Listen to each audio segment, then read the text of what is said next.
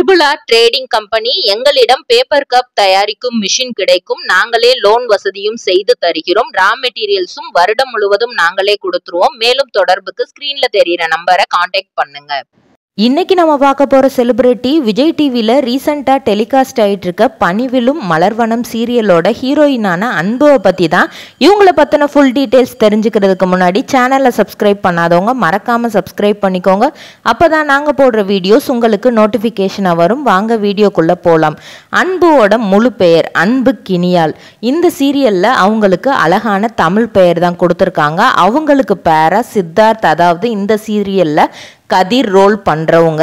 So ரெண்டு பேரும் ரொம்பவே நல்லா பண்ணிகிட்டு இருக்காங்க. அன்புவோட ரியல் நேம் அப்படின்னு பார்த்தோன்னா வினுஷா தேவி. இவங்கள நம்ம ஆல்ரெடி நிறையா சீரியல் அண்ட் பிக் பாஸில் நம்ம பார்த்துருப்போம். கண்ணம்மா சீசன் 1 சீசன் 2 ரெண்டுலையுமே இவங்க தான் நடிச்சிருப்பாங்க. பாரதி கண்ணம்மா அந்த சீரியலில்.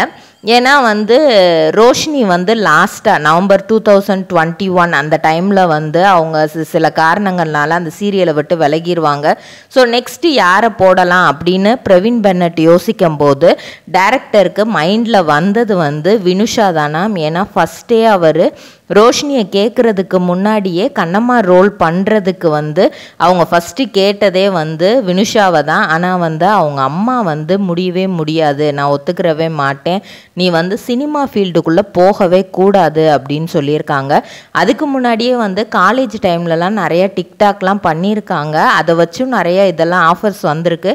அவங்க அம்மா பிடிவாதமாக வேணான்னு சொல்லிட்டாங்க. சரி, அப்படிப்பட்ட வினுஷா தேவி 1998 டிசம்பர் மாதம் 4 பிறந்திருக்கிறாங்க. அவங்க அப்பா சின்ன வயசுல இறந்துடுறாங்க. அவங்க அம்மா சுஜாதா தான் ஃபுல் அண்ட் ஃபுல் அவங்கள பார்த்துக்கிறாங்க. இவங்க ரெண்டு பேர்த்தையும் டேக் கேர் பண்ணுற இன்னொரு அயன் லேடி யாருன்னு பார்த்தா அவங்களோட பாட்டி தான். அவங்க பேர் பேபி. அவங்க பேரே பேபி தான். ஸோ மொத்தமாக ஒரு 3 லேடிஸ் தான் அந்த வீட்லேயே. வினுஷா சின்ன வயசில் இருந்தே நம்மளுக்கு அப்பா இல்லை, நம்ம நல்லா படிக்கணும் அப்படிங்கிறதுக்காக நல்லாவும் படித்து வளர்ந்து வராங்க.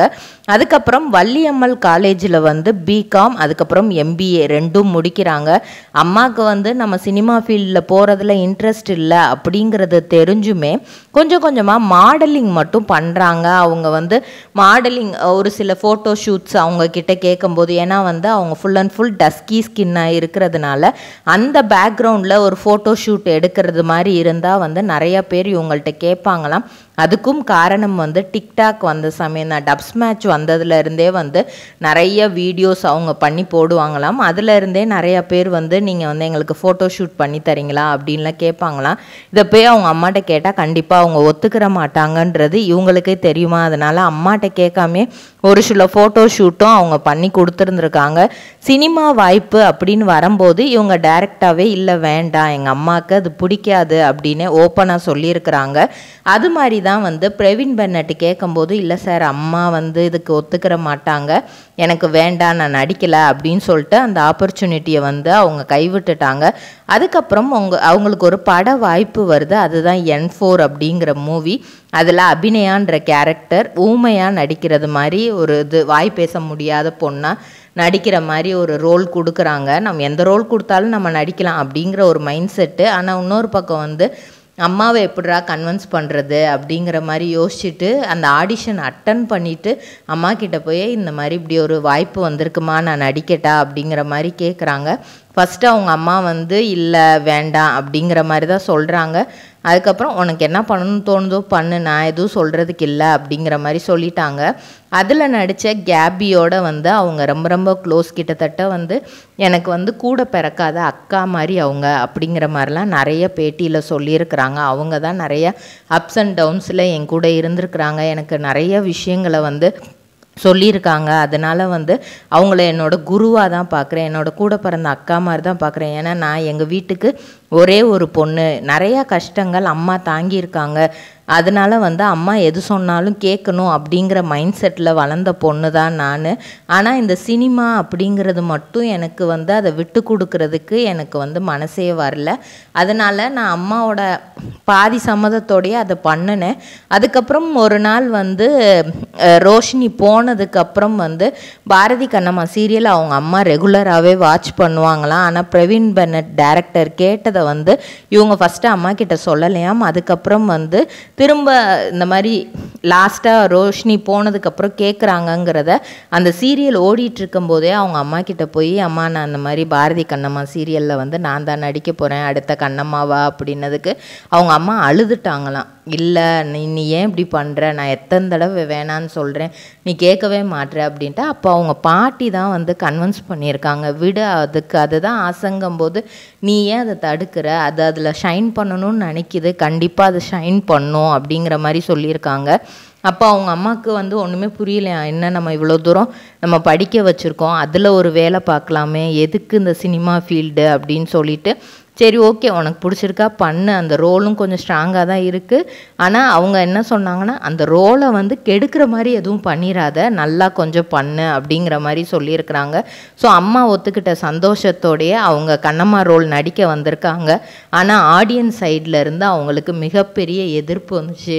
பழைய கண்ணம்மா தான் எங்களுக்கு வேணும், இந்த கண்ணம்மா வந்து நல்லாவே இல்லை, அவங்களோட எக்ஸ்ப்ரெஷன் ஒன்று அவ்வளோ நல்லாயிருக்கும், இவங்க அந்த மாதிரிலாம் எதுவுமே கொடுக்கறது கிடையாது, இவங்க நல்லாவே இல்லை, பேரை மாற்றுங்கன்னு நிறைய சொல்லிகிட்டு இருந்தாங்க. அப்புறம் நாளடைவில் இவங்களோட ஆக்டிங்கும் பிடிச்சிச்சு. சீசன் 2 வரும்போது, பாரதி கண்ணம்மா சீசன் 2 வரும்போது இவங்க சித்ரான்ற ரோலில் டீச்சர் ரோலில் பண்ணியிருப்பாங்க. அப்போ இவங்களை எல்லாருமே புதுசாக பார்க்க ஆரம்பித்தாங்க. இவங்கள நிறையா பேருக்கு பிடிக்க ஆரம்பிச்சிச்சு. இவங்களோட அந்த அபிநயான்ற ரோல் பார்த்ததுக்கு அப்புறமே ரொம்ப பிடிக்க ஆரம்பிச்சிச்சு. அதுக்கப்புறம் தான் பிக் பாஸ் வாய்ப்பு வருது. ஃபஸ்ட்டு வந்து போகலாமா வேணாமான்னு யோசிச்சுட்டு, அதுக்கப்புறம் அவங்க அம்மா வந்து இல்லை நீ பிக் பாஸுக்கெல்லாம் போகாத, அது உனக்கு சரியாக வராது, இங்கே வீட்லேயே வந்து உன்னை ஹேண்டில் பண்ண முடியாது, நீ பிக் பாஸ்லாம் போயிட்டு அவங்களெல்லாம் நீ சமாளிக்க மாட்ட, அங்கே நிறையா வந்து பசங்க பொண்ணுங்கன்னு கலந்து இருப்பாங்க, உனக்கு அந்த இது ஓகேவா இருக்குமான்னு தெரியல, நீ போகாத அப்படின்னு தான் சொல்லியிருக்காங்க. ஆனால் அதையும் மீறி வந்து இவங்க என்ன பண்ணியிருக்காங்க, இல்லைம்மா நான் பார்த்துக்கிறேன், நான் கண்டிப்பாக அதுலேயும் நான் சாதிக்க நினைக்கிறேன், அதில் போனால் கண்டிப்பாக என்னோடய ஃபேஸ் நிறையா பேருக்கு தெரியும்னு நினைக்கிறேன் அப்படிங்கிற மாதிரிலாம் கன்வின்ஸ் பண்ணியிருக்காங்க. அவங்க அம்மாவும் ஓகேன்னு சொல்லியிருக்காங்க. அவங்க மெயினாக ஓகேன்னு சொன்னதுக்கு காரணமே, இவங்க பாரதி கண்ணம்மா சீரியலில் நடிக்கும்போது நைட்டு டைம் வந்து 9 மணிக்கு ஷூட்டிங் முடியுதுன்னா 9:30க்கு வந்து திரும்ப வந்து ஒரு ஐடி கம்பெனியில் ஒர்க் ஃப்ரம் ஹோம் ஜாபில் வந்து இருந்துட்டு லாகின் பண்ணும். கரெக்டாக 9:30க்கெலாம் வந்து அவங்க லாகின் பண்ணி அந்த டியூட்டியே அவங்க செய்யணுமா. கிட்டத்தட்ட ஷூட்டிங்கில் இருக்கிற பிரேக் டைம் ஒரு 2 to 3 ஹவர்ஸில் தான் வந்து அவங்க வந்து பிரேக் எடுத்து கொஞ்சம் தூங்கியிருக்காங்க. அப்புறம் நிறைய ஹெல்த் இஷ்யூஸ் இதனால் வந்தனால தான் வந்து அவங்க இது பண்ணியிருக்காங்க. ஏன் இவ்வளோ கஷ்டப்படுறேன்னு கேட்டால், குடும்பத்தோட கஷ்டத்தை எல்லாத்தையுமே நான் இந்த 2 வேலையும் செஞ்சு நான் சரி பண்ணியிருக்கேன், அதனால எனக்கு இது சந்தோஷம்தான் சொல்லியிருக்காங்க. நம்ம பொண்ணு இவ்வளோ சாக்ரிஃபைஸ் பண்ணியிருக்காளே அப்படின்ட்டு தான் பிக் பாஸுக்கு அனுப்பி வச்சாங்க. ஆனால் பிக் பாஸ்லேயும் அவங்களுக்கு நிறையா colour shaming and body shaming நிறையா நடந்தது. அதனால் எலிமினேட் ஆகி வெளியே வந்துட்டாங்க. இப்போவும் அவங்க நிறைய சீரியல், இப்போ பனிவிழும் மலர்வனத்தில் வந்து ஒவ்வொரு ரோலும் பயங்கரமாக பண்ணிகிட்ருக்காங்க. இதே மாதிரி பல செலிப்ரிட்டிஸோட பயோகிராஃபி தெரிஞ்சுக்கிற சேனலை மறக்காமல் சப்ஸ்கிரைப் பண்ணிக்கோங்க.